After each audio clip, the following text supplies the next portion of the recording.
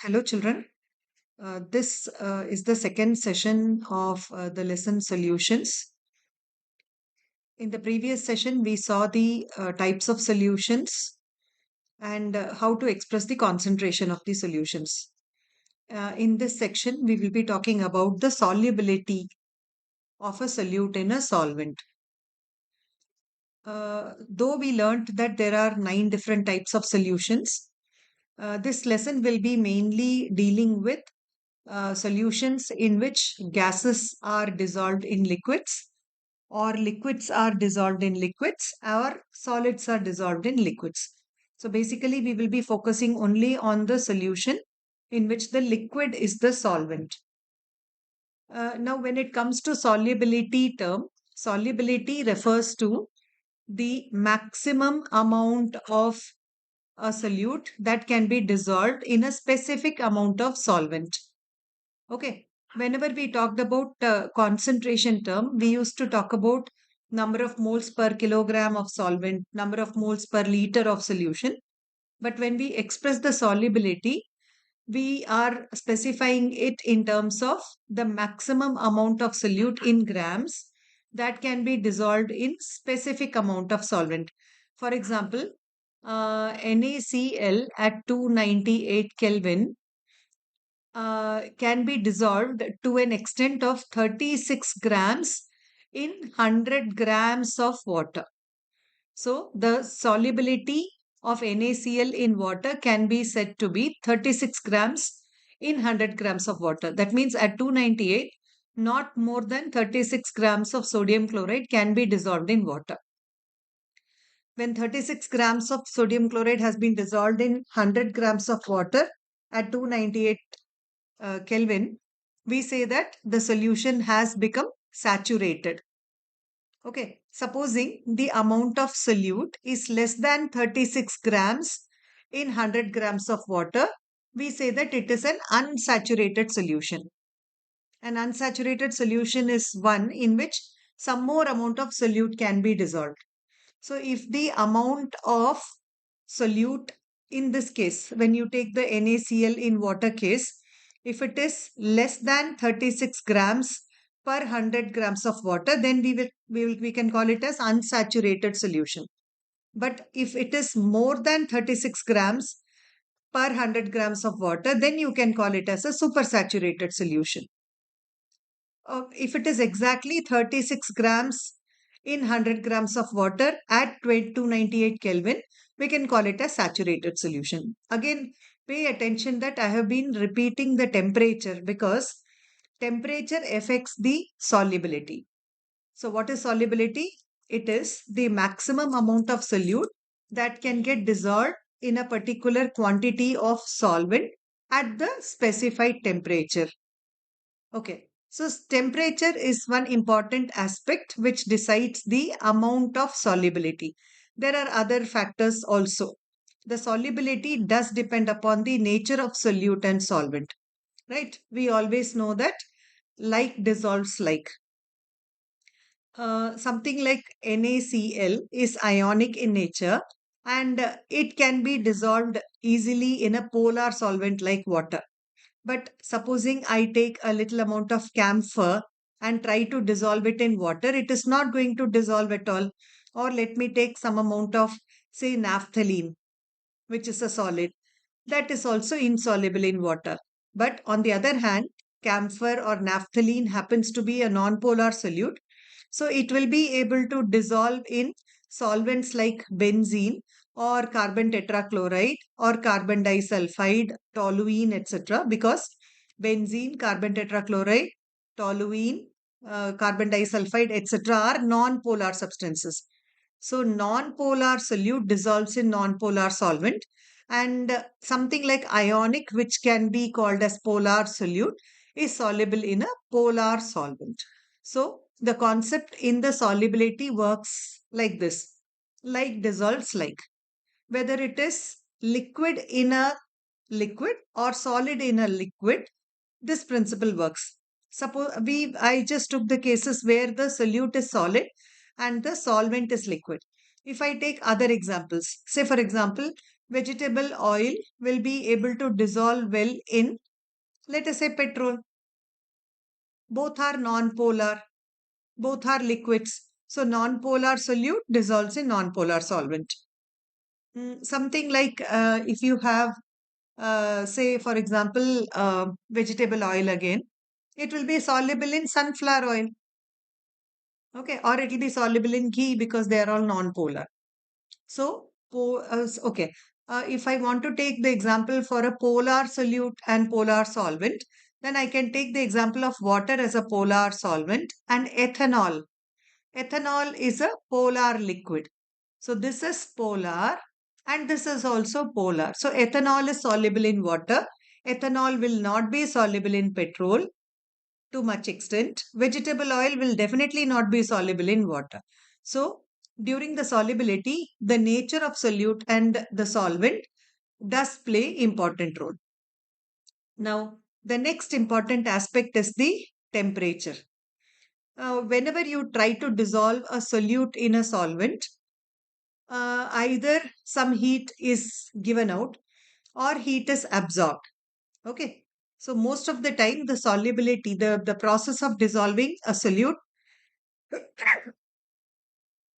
excuse me, the process of dissolving a solute in a solvent or the preparation of solution is often accompanied with either evolution of heat or absorption of heat.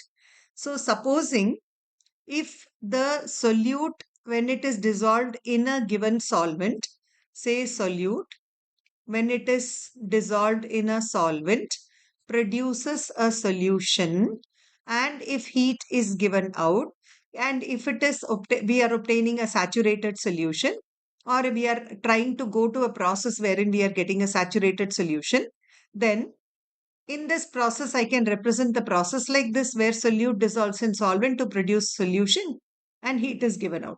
So if I try to apply the Le Chatelier's principle, increase in the temperature increases one of the products which pushes the reaction in the backward direction. That means the solubility decreases. So we can conclude that if the process of dissolving solute in a solvent is exothermic, then increase in temperature will lead to decrease in solubility. Okay.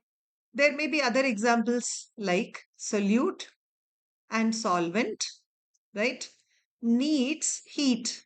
For example, if you take ammonium chloride or glucose and put it in water, right? Then you know that the container becomes slightly cold. After you have dissolved glucose in water, the container from outside will feel cold. Why? Because it was an endothermic process. So it absorbs heat. When it absorbs heat to form the solution, then increase in temperature will add heat, which will push the reaction in the forward direction. That means if the process is endothermic reaction, if the process is endothermic, then increase in temperature will increase the solubility. You can understand the solubility of the solute in terms of whether the process is exothermic or endothermic. Most of the time, the process of dissolution of solute in a solvent is either endothermic or exothermic. So we can always relate to it. An exothermic reaction is also indicated by the enthalpy sign being less than zero. The enthalpy is negative. So for a solution whose enthalpy of dissolution is negative, increase in temperature will decrease the solubility. If the process is endothermic, the enthalpy change is positive. It is more than zero. So if the process is endothermic, if the enthalpy change during the preparation of solution is greater than zero or is positive, then increase in temperature increases the solubility. Right? So we have talked so far about solid in liquid and liquid in liquid, right? Solid in liquid and liquid in liquid, or by and large, we were actually focusing on solid in liquid. Now, when it is solid in liquid type of solution, let us see whether the pressure really affects the solubility. We know that pressure has a great impact on the gases. Literally, the solids and the liquids are incompressible. And therefore, if you are trying to study the change of pressure resulting into solubility or fact the pressure affecting solubility, as the liquids and the solids both are literally incompressible, the pressure does not have any impact on the solubility. So if you are trying to dissolve a solute in a solvent, whether the pressure is low or high, the solubility almost remains the same. The solubility almost remains the same. So when we are trying to dissolve a solid in a liquid, the pressure has literally no role to play. Right? So what are the two important factors that affect the solubility of a solid in liquid? Nature of solute and solvent. You should have a polar solute, polar solvent, or non-polar solute, non-polar solvent combination. The solubility of a solid in a liquid is, if it is exothermic, then increase in temperature decreases the solubility. If it is endothermic process, then increase in temperature increases the solubility. So far we have completed the factors affecting the solubility of a solid in liquid. When it comes to liquid in liquid, the most important factor will be the nature of solute and solvent. The liquids must have same nature. Solute and the solvent both are liquids. Both should have same nature. That is, if the solute is non-polar, solvent should be non-polar. If the solute is polar, solvent also should be polar. Uh, Let us now go to the effect of the solubility of the gases in a liquid. So these are some of the points which we have already done. Uh, we will, I'll share you the PPT and you can have a look at these points.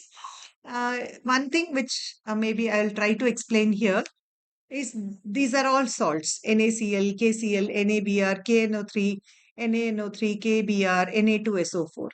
Now, if you see here, increase in temperature is differently affecting the solubility.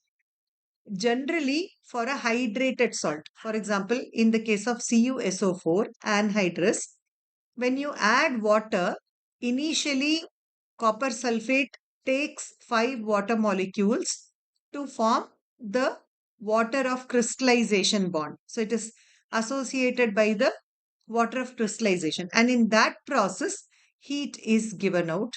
So initially, the solubility of copper, since it is initially exothermic, later on, what will happen when copper sulfate is already pentahydrate and you add more amount of water, the copper 2 plus aqueous and the sulfate in aqueous form is generated. In such cases, increase this process will now become endothermic. See, whenever an anhydrous salt is given water, it is very, very happy to acquire the water of crystallization. So initially some amount of heat is given out. So for some time, this reaction works like an exothermic process. And during this time, if you increase the temperature, the solubility decreases. But when you add excess amount of water, the process turns to endothermic way, an increase in heat will only positively influence the solubility. Sodium sulfate, for your information, can form Na2SO4.10H2O. So when sodium sulfate anhydrous is initially given water, it is an exothermic process. Therefore, increase in temperature is decreasing the solubility. But later on, when you add excess of water, even that will be becoming endothermic and increase in temperature will favor the reaction. I hope you are getting the point. Now, coming to the most important topic of today, that is the solubility of gases in liquids. Right? Solubility of gases in liquids. The fact that the gas is thermally greater at energy, right? when you look at the molecules from your previous classes, you would have drawn the picture of gases, liquids, and solids. You would have said that molecules of gases are constantly moving, they have got a lot of intermolecular space. Since they are constantly moving, we can also say that they are having a lot of thermal energy. But supposing I cool them down, right? I cool them down. Supposing the particles of gases decide to settle down. Don't you think they would have lost energy? They would have lost energy. So the process of a gas being converted to liquid is definitely an exothermic reaction. The process of gaseous molecules, which are kinetically mobile, when they settle down to form a liquid, they definitely give out heat. Okay. And therefore, if this process is taking place in an equilibrium, increase in the temperature increases the heat and the reaction shifts in the backward direction. So, increase in temperature will make more free gaseous molecules. Okay, so let us apply this to a solution. How to apply this to a solution? Supposing I'm taking carbon dioxide molecules, right, in a container, right? The carbon dioxide molecules are free to move and they are thermally having greater energy, right? Now I'm trying to dissolve this carbon dioxide in a liquid. So I'm going to pour some solvent into this. So what will it look like? It will contain the solvent. The molecules of gases, the carbon dioxide gases are above this. So I have the solvent, right? Solvent present in the bottom and the carbon dioxide molecules present above the liquid surface. We know that the molecules of gases constantly move, random motion is there, and they keep hitting the walls of the container in all possible directions, and also they hit the liquid below. So when the molecules of carbon dioxide comes and collides with the solvent, the molecules of carbon dioxide may lose energy, and when they lose energy they enter into the intermolecular space of the liquid. Okay, so what is the reason why carbon dioxide gets dissolved into the solvent? The gaseous molecules have constant motion. They are thermally agitated. They have got high energy, high kinetic energy and thermal energy, and due to which they constantly move. As they move, they hit on the walls of the container and also on the liquid below.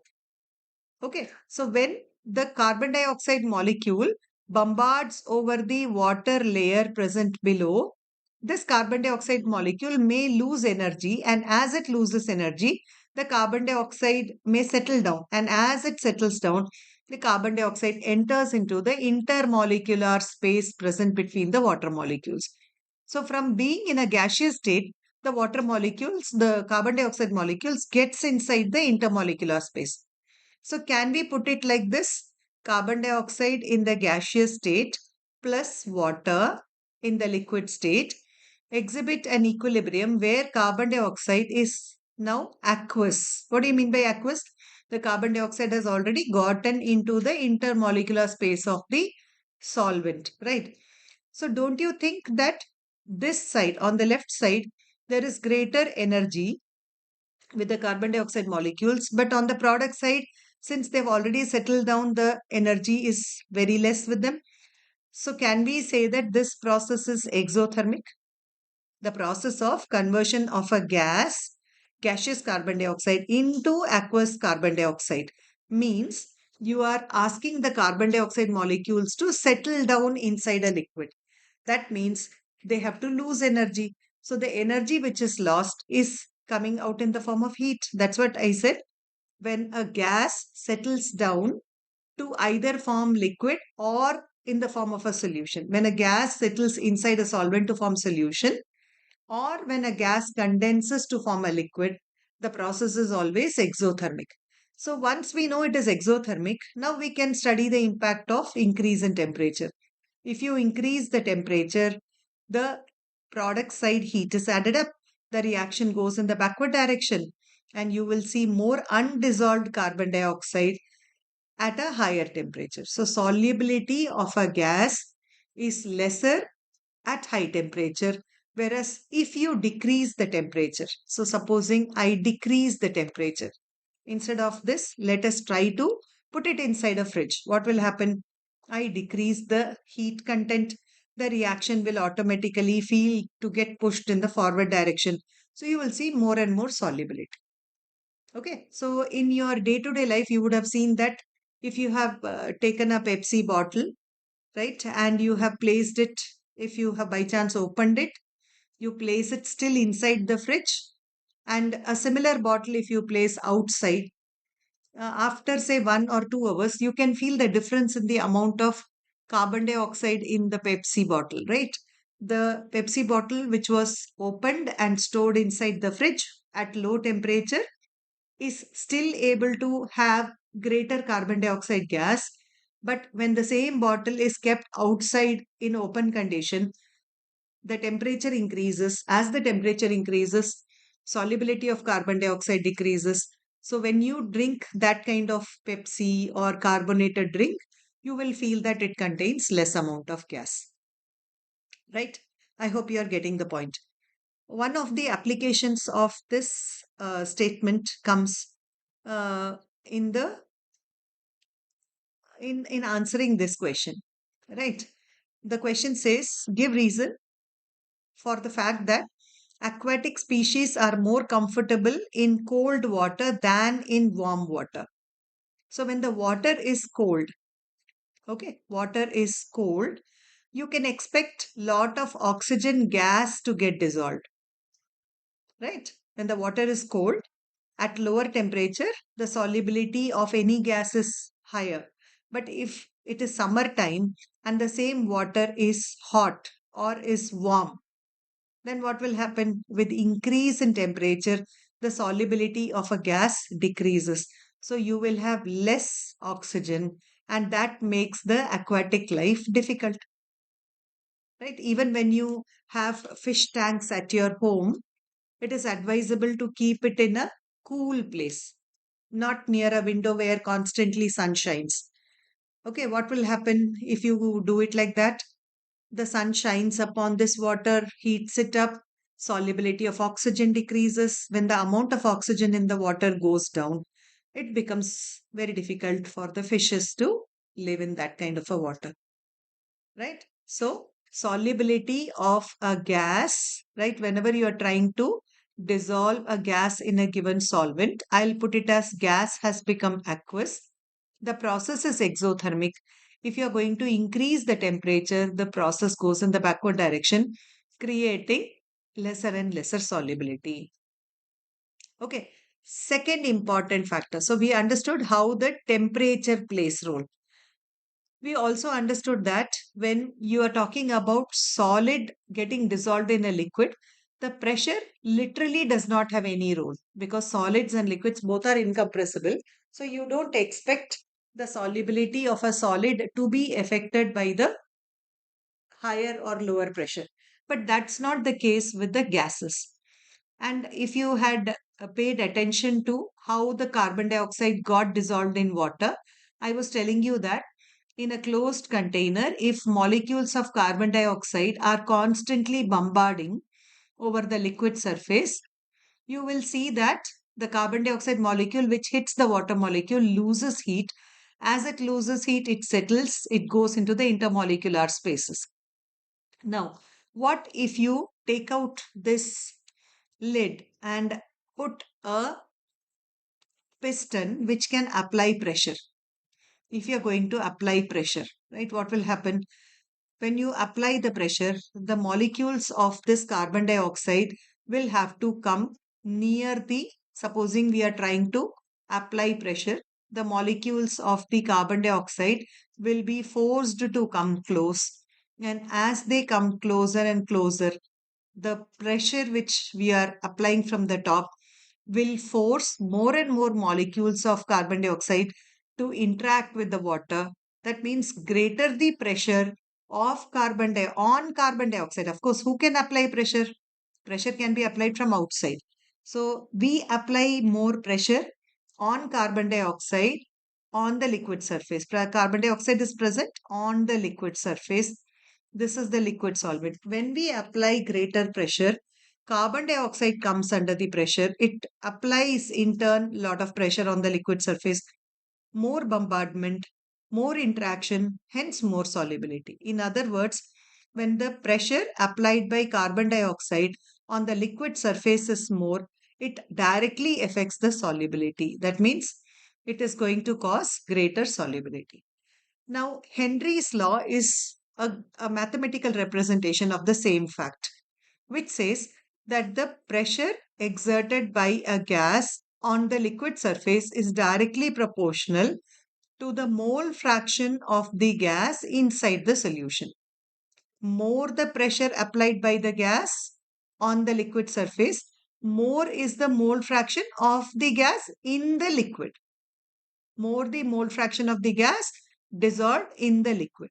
So, increase in pressure will directly influence the amount of gas getting dissolved in the solvent. This proportionality, right? We introduce a proportionality constant, and that constant is said to be Henry's law constant, which is not a universal constant.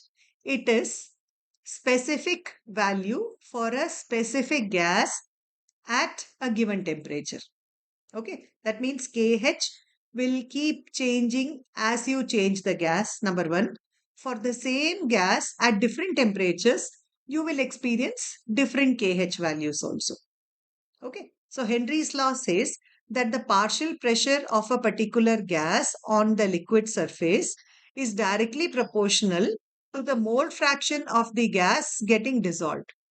Mole fraction of the gas getting dissolved inside the liquid.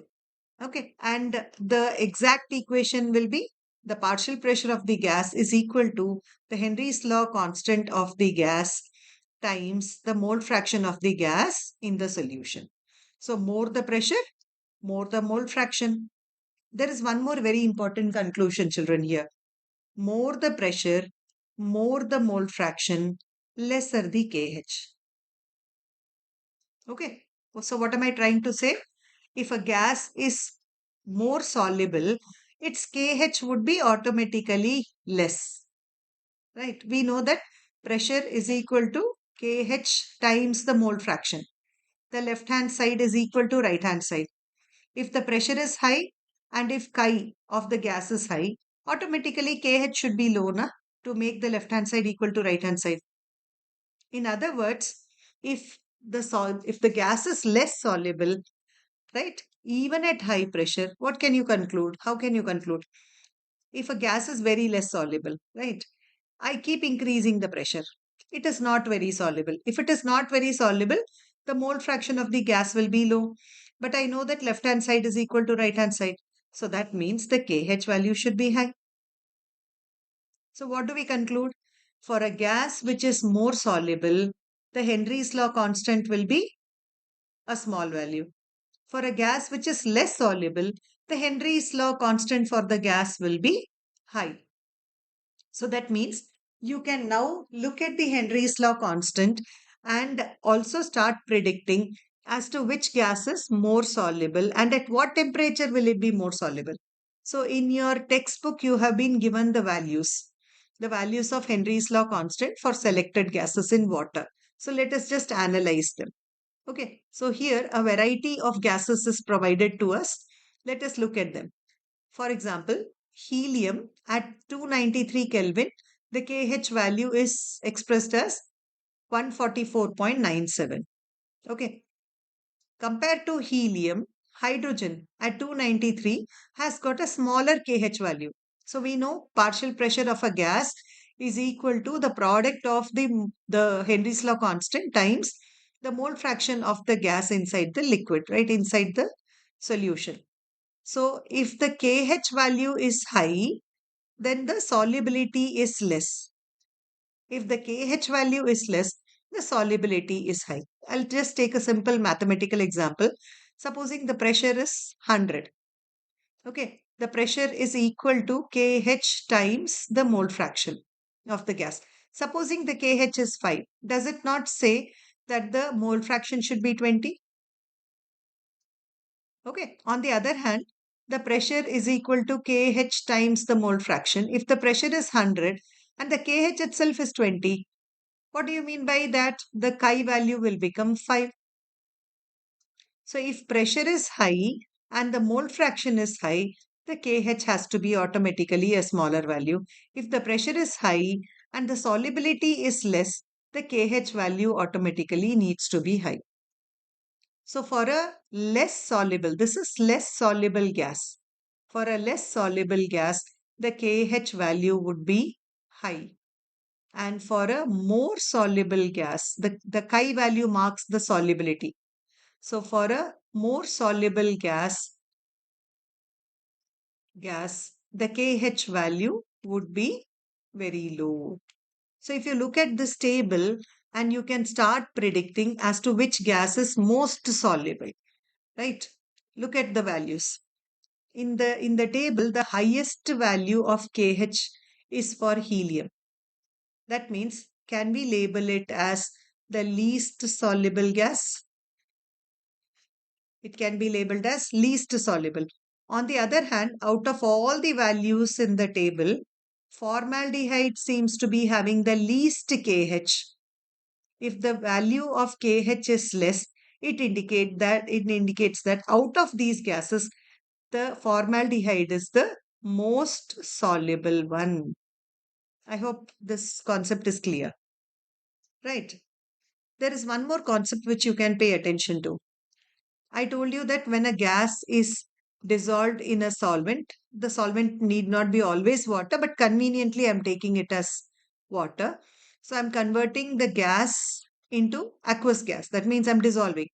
And I told you that this process is all the time exothermic. So if you increase the temperature, it adversely affects the solubility. The solubility decreases. Now let us look at these two values. Nitrogen, the KH value at 293 Kelvin is 76.48, but at 303 it has come down to 88.84. Right? So what do you mean by that? When the temperature increases, solubility decreases, the KH value increases. So at a higher temperature, a higher KH indicates that nitrogen is less soluble at 303 and more soluble at 293. Same thing with the oxygen at two different temperatures. At 303, the KH value of the oxygen gas is higher value. When it is higher value, we know that it is less soluble. When it is lower temperature, lower KH, we know that it is more soluble. Right. So you can expect some of the questions from this concept, right? That you can be provided a table with KH values of different gases or KH values of same gases at different temperature. And you may be asked to identify the one which is most soluble and the one which is least soluble, right? So the basic idea is higher the KH, lower the solubility, lower the KH, higher the solubility. And if you want to keep increasing the solubility, what you can do, keep the temperature low and increase the pressure. Right? Henry's law directly guides us that higher the pressure of the gas on the liquid surface, more is the solubility. Now, there are some applications of Henry's law that we see in our daily life. The first one is what we were talking about in all this discussion, the preparation of the soft drinks, carbonated drinks, right? Your carbonated drinks like your Pepsi, Coca Cola, Fanta, or Sprite, etc., where carbon dioxide is dissolved. Now, if you want carbon dioxide to be dissolved in the water, then you need to keep the pressure high. More the pressure of the carbon dioxide on the liquid surface, more is the solubility of carbon dioxide in the solution. So, the bottle of carbonated drinks is often sealed at high pressure. So, at high pressure, the carbon dioxide is soluble in water. So, to prepare such soda waters or carbonated drinks, the industries must have a pressure device where it pressurizes the gas on the liquid surface, helping it to get dissolved into the water. Right? Okay. The second application of the Henry's law is a medical situation called bend, right? Can be developed by the scuba divers. Okay. So what is the explanation for that? A scuba diver, right, is one who takes uh, who dives into deep sea to maybe explore, or maybe for the sake of fun, right? We take scuba diving, right? For exploring, for searching, or for fun, for the sake of sport, right? People do scuba diving, right? People actually collect a lot of no shelled organisms by doing diving, right? Fishermen often do this. Okay. The same situation may be there when people are working in a submarine. The submarines take deep dive, and when they are deep under the water, right? Assume that they are deep under the water. So this is the water level. Let us assume this is the water level, and the scuba diver is deep under. What will happen? Compared to the earth surface, right? Where the pressure is 180 m, the pressure here is greater than 180 m, because not only the air applies the pressure, the water above the scuba diver also applies the pressure. So the pressure felt by the scuba diver, assume that this is scuba diver, the pressure felt by scuba diver is the pressure applied by the atmosphere plus the pressure applied by the water above him. So the pressure felt by a scuba diver is greater than 180 m. Okay. So when we inhale the air, scuba divers normally inhale the gas which they take in cylinders. They take oxygen cylinder. So they inhale the gas which they take along with them. Now, this gas comes under high pressure. Now, we know that higher the pressure, higher the solubility, right? Higher the solubility. So, when a scuba diver goes deep into the sea, greater amount of the gas which he has taken and which he is breathing gets dissolved into the bloodstream. Greater amount, right? Compared to a person who is standing on the beach, the scuba diver is absorbing a lot more amount of gas inside his blood. Okay, that's not a problem. Okay, but when he has finished his job, okay, or he has completed his trip and he is coming back to the surface, what will happen? The pressure on the pressure applied by the gas is less, right? So when he is deep into the water, the pressure applied by the gas is more. But when he returns, the pressure applied by the gas becomes less. So when the pressure decreases, the solubility also decreases. Now a new situation arises. When the pressure is low, the solubility is low. And when the solubility is low, that means the dissolved gas comes out in the form of bubbles inside the blood vessels. Where is this gas actually present? It is actually traveling with the blood in the form of dissolved gas. So, blood carries the dissolved gas at high pressure. But when the same person comes up, the blood oozes out, or it really releases the gases. So, the gases now are present in the form of bubbles. Now, imagine the gases traveling in the blood vessels in the form of bubbles, which are very narrow. The blood vessels are very narrow and the bubbles are comparatively bigger. And why the bubbles have got formed? When the person is deep inside the ocean, high pressure, high solubility, not a problem. All the gases are in dissolved state, moving here and there in our body. But when the person comes to the surface, the solubility decreases. The gases literally are becoming insoluble. So they create, now they are moving out. The process is going in the backward direction, right? It creates gas in insoluble form. So these gases now form the bubbles, and these bubbles start traveling within the narrow blood vessels. Obviously, this is a very, very painful situation, right? A lump of, right, gas traveling within the narrow blood vessels, right? It's going to be a very, very painful situation, and this situation is said to be bend. Okay, so people who take deep sea diving often, when they come to the surface, face the situation of bend. So, what is the remedy for that? What is the remedy? Number one, there is always okay. There are the person who is taking a deep dive doesn't take air. Number one, why air contains 78% of nitrogen and 21% of oxygen. Okay, when the pressure in the deep sea is high, greater amount of nitrogen gets dissolved. When greater amount of nitrogen gets dissolved, there is always a risk. See, oxygen, greater amount of oxygen getting dissolved is not a problem. We need more energy, more oxygen. But if greater amount of nitrogen is also getting dissolved, then that nitrogen will be reacting with the blood, and that may cause poisonous effects in our body. Okay. So to avoid this situation, the oxygen cylinders which the scuba divers take are often containing mixture of oxygen with helium. Now, just now we had a look at the KH value, and we saw that the KH value of helium is highest. And if it is highest, that means its solubility is very low. So even at very high pressure, the solubility of helium is not much.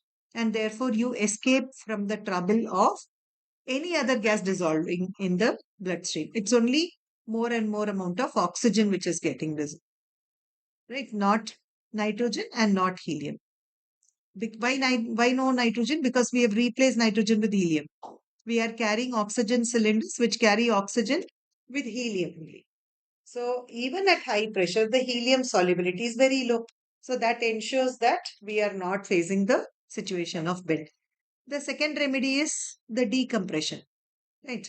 The person who is supposed to come to the surface must take enough time to slowly move up so that the release of the gas happens in a relatively slower manner, and the person gets saved from this situation of bend. Okay. Okay. The third important application is a situation called anoxia. Okay. The people living high up, right, on the mountains, right, where the say Ladakh, you would have seen a lot of YouTube videos where people go for biking in Ladakh, and you see that they find it very difficult to breathe. Okay, why they find it very difficult to breathe? Because at high altitude, you have got very little oxygen. The concentration of oxygen is very low. Lower the concentration of oxygen, lower the pressure of oxygen on the blood.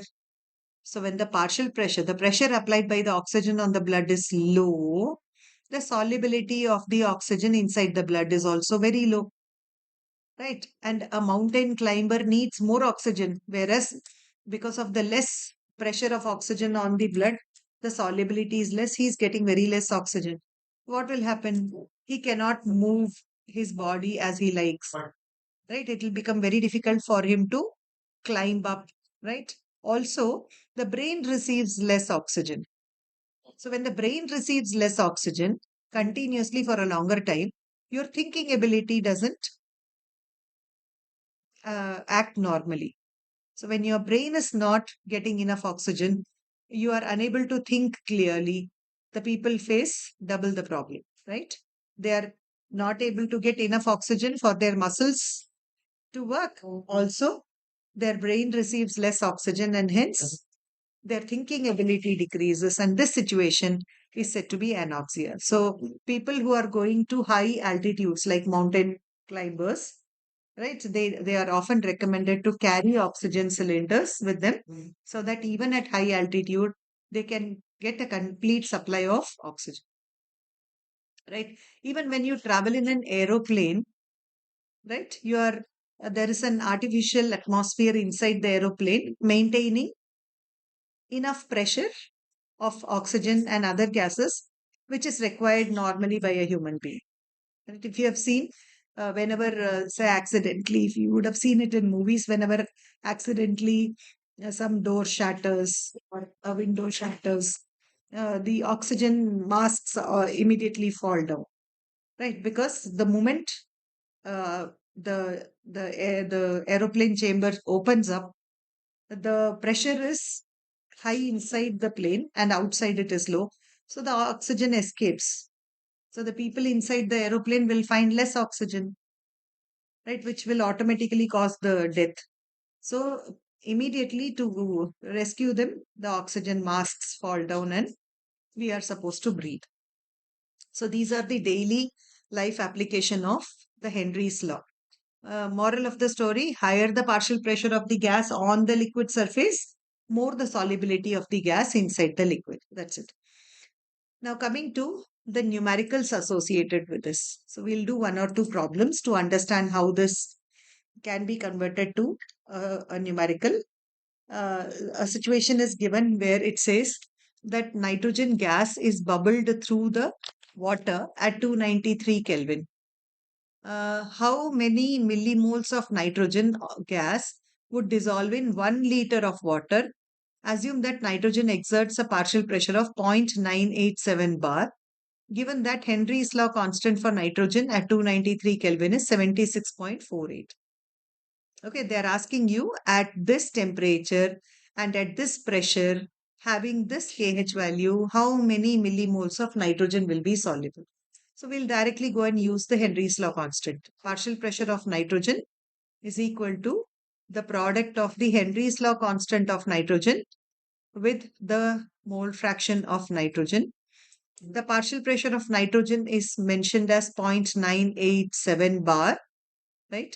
The Henry's law constant is given as 76.48 kilobar. So let us convert it to bar times the mole fraction. What is mole fraction? Number of moles of nitrogen by number of moles of nitrogen plus number of moles of the solvent, which is water, right? They are asking you how many millimoles of nitrogen can be or is dissolved in 1 liter of water.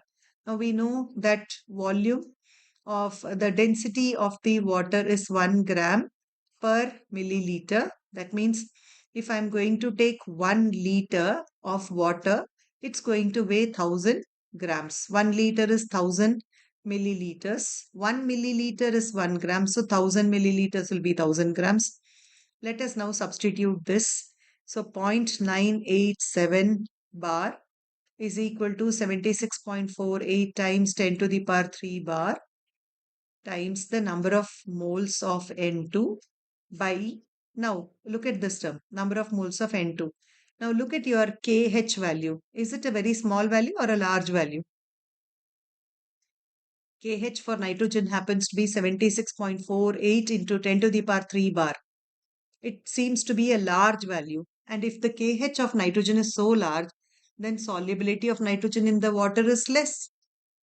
And if it is so less soluble, can we not ignore the number of moles of nitrogen against the number of moles of water? We can. So, we can only just retain the number of moles of water, which is what? Weight in grams of water by its molar mass. Weight in grams of water is, 1000, right? By its molar mass is 18, right? So, you solve this equation to get the number of moles of nitrogen, right? When you solve this equation, the number of moles of water that you are going to get is 7.16 into 10 to the power minus 4 mole.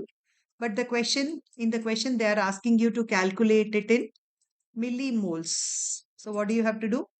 Multiply 1000 and convert it into millimoles.